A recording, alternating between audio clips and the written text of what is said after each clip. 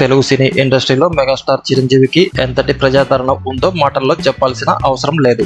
ఇప్పటికీ కూడా ఆయన అంటే ఇష్టపడని వారు ఉండరు.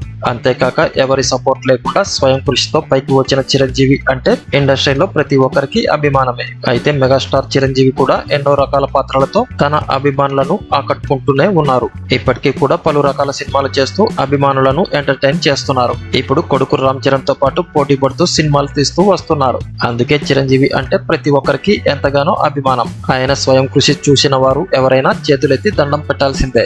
ఇక చిరంజీవి ప్రస్తావన వస్తే చాలు, చాలా మంది ఇప్పటికీ అనర్గళంగా ఆయన గురించి మాట్లాడే ప్రయత్నం చేస్తుంటారు.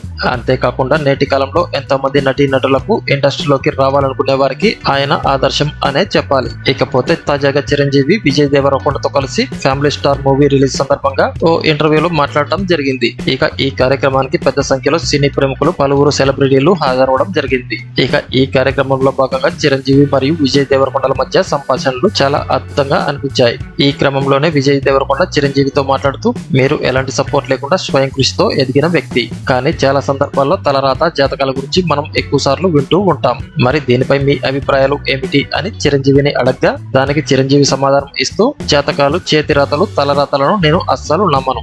ఏదైనా సరే మనం సాధించాలనే సంకల్పం మనలో ఉండాలి. అంతే తప్ప ఇలాంటి జాతకాలను, చేతిరాతలను అస్సలు నమ్మకూడదని చెప్పుకొచ్చారు. ఎవరైనా సరే నువ్వు ఇది చేయలేవు అంటే చేసి చూపించాలి తప్ప వెనకడుగు వేయవద్దని, అలాగే గమ్యం చేరేంత వరకు ముందడుగు వేస్తూనే ఉండాలంటూ ఈ సందర్భంగా చిరంజీవి చెప్పుకొచ్చారు.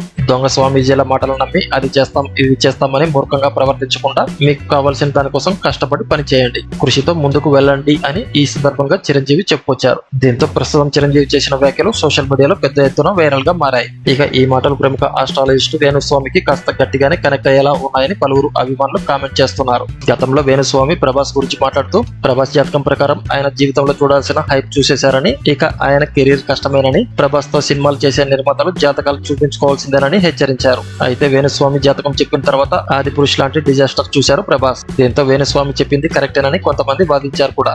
అయితే ఆ తర్వాత వచ్చిన సలార్ బాక్సాఫీస్ వద్ద మంచి విజయాన్ని సాధించడంతో ప్రభాస్ ఫ్యాన్స్ వేణుస్వామిని ఓ ఆట ఆడేసుకున్నారు కూడా.